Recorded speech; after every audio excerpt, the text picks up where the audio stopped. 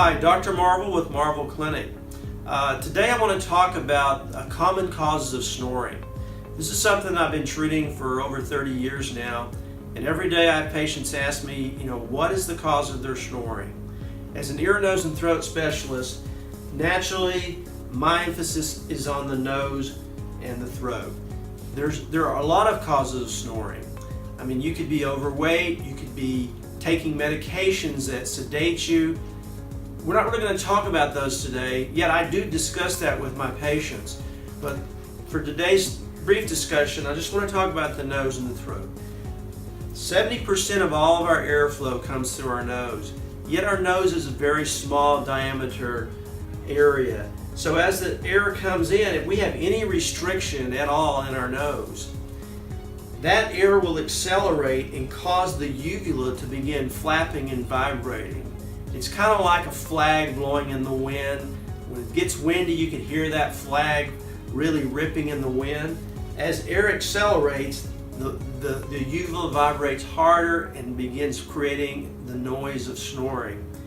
So one of the most important things we can do is ensure our patients have a clear nose, either with surgery or some procedures, medications to open the nose.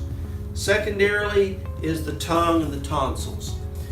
There's a lot of patients, particularly our younger patients, have large tonsils, and that's a very common cause in our younger patients with big tonsils. We remove their tonsils and oftentimes the snoring is cured. There's also patients who have very elongated uvulas. This is usually secondary to chronic snoring. With time and with the conditions I described earlier, the uvula can actually swell and elongate. If that happens on a continued basis, the uvula just gets elongated. And so sometimes we can treat that by removing part of the uvula.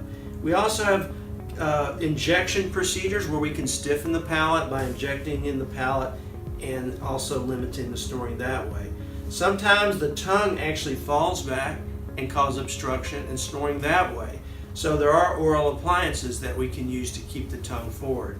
So those are some of the common causes of snoring, and there are some of the fairly simple things that we can do nowadays to help improve snoring.